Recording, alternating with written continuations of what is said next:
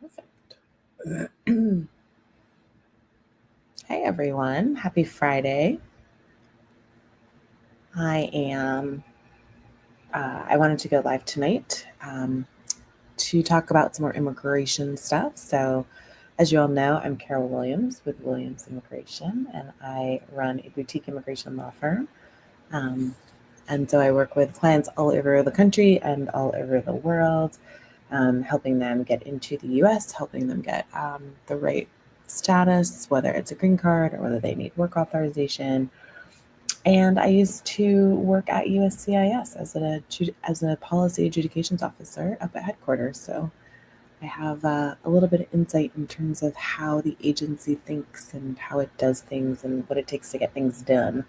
So I wanted to come on tonight and just really talk about some of the things that are happening in immigration and things that you need to look out for if you are applying for a green card or you're looking to get work authorization. And so we are live on TikTok and Instagram and YouTube and Facebook. So whatever your platform of pleasure is, we are there. But one of the things I wanted to let you guys know about is that if you're filing a green card for a loved one and you forget a document or you forget a key piece of information, usually prior to now, the Immigration Service would just issue you what's called an RFE, a request for further evidence, and they would ask for what was missing or what they feel is missing. Well, now they have a new policy that says that they don't actually have to ask for what's missing, that, it's sort of the you should have known, and we're not going to tell you what you should have known. So they can now, if they want, it's up to the officer's discretion, they can simply deny the application. If the application gets denied, depending on your case, depending on the facts, depending on what's happening, you can refile. But refiling means new filing fees, y'all, and the filing fees are not inexpensive. So it is super important that you work with someone who understands what documents are needed and make sure that your application is complete the first go round so that you're not having to refile it. So that's one of the things I wanted to talk to you about because I don't know that that's really sort of getting enough airtime, if you will.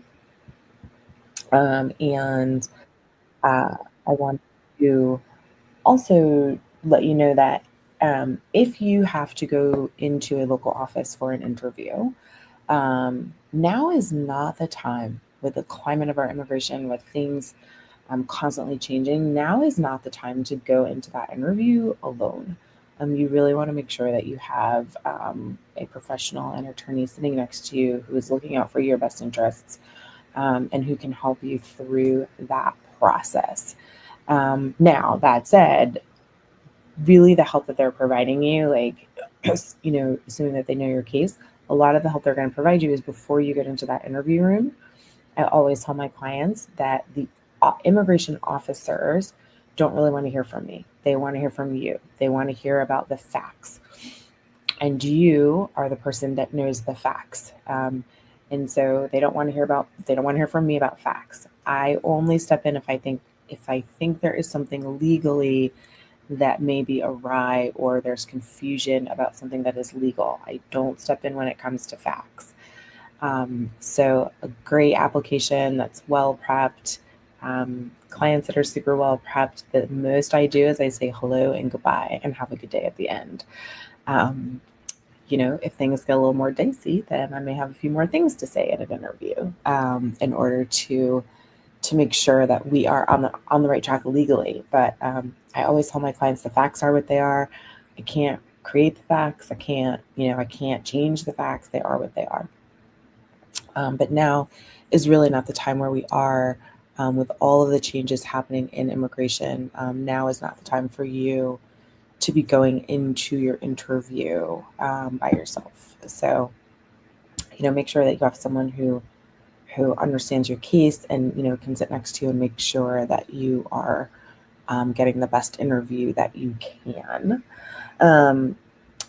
And then for my folks that are applying or who entered the H-1B lottery, you would have entered it back in, it seems so long ago now, but you would have entered it in March. The lottery was run in April. Let me tell you, most people, just by sheer numbers, most people that enter into the H-1B lottery do not make it in. Like, they do not get selected. There's only 85,000 H's, new H's approved every fiscal year. And so the fiscal year goes from October 1 to October 31st. Sorry, October 1 to September 30th. So it's weird because most people think of a fiscal year as a calendar year, but the government doesn't have it as their calendar year. So if you have over 200,000, 300,000 entrants into this lottery, and they can only approve 85,000 new applications every year, then the majority of people are not going to make it, right? And so I am all about being optimistic and positive, but I also tell my clients when we enter them into the lottery that we need to also be proactive and realistic and think about your plan B. And so, what does that plan B look like for you? For some people, it's going to be going back to school and getting another degree. For other people, it could be applying for a different non immigrant visa category that they may qualify for. For some people, it could be investing in a business and getting some sort of investor visa. For some people, it could be having a family member sponsor them. So truly, now is the time, if you were not selected in the lottery, to really think about your plan B. I am now starting to meet with people who are looking to enter the lottery for next year. So to be entering the lottery in March of 2026. I've spoken with 2 people this week already about the next lottery upcoming. But we've also had a plan B conversation, and starting to really look at what that looks like if they don't get selected. So we like to sort of think ahead, as far ahead as possible for our clients. So those are kind of the things that I wanted you guys to know this evening. So let me know if you have any immigration questions. I am happy to field those tonight. So if you have any questions, feel free to put them in the comment bar, and I will take a look at them and we'll answer them online. But again, while I am an attorney, I am not your attorney, so I can't give you case specific advice. So I give you sort of general info. I know a lot of people always have processing time questions, and so you can certainly ask those, and we'll see if I know what the processing times are.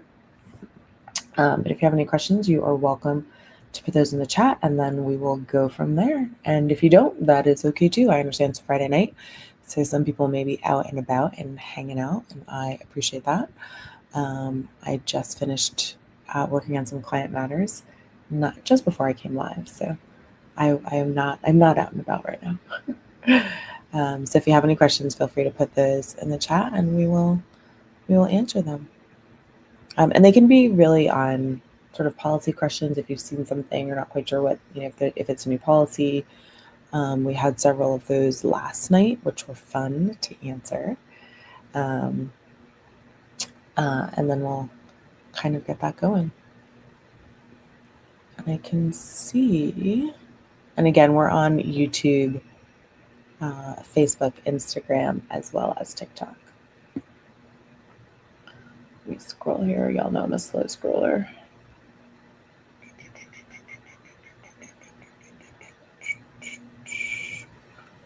All right. Any questions, y'all? Because if you have any questions, then I am going to go have dinner. Which last night I had dinner super late, so I don't want to have dinner that late again this evening.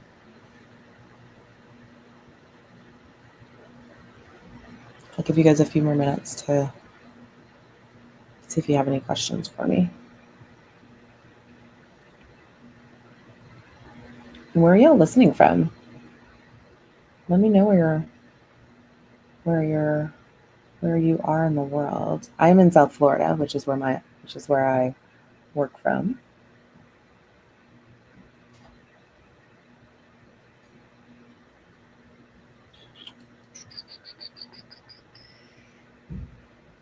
All right, y'all. I don't see any questions. I think people are just out and about, which is fun. So I'm going to log off, but I will be back online tomorrow answering questions, talking about and also talking about what's happening in the immigration world. So tune in tomorrow. I will see you then. And everybody have a great Friday night. And if you're out and about, be safe. And I'll chat with y'all tomorrow. Bye.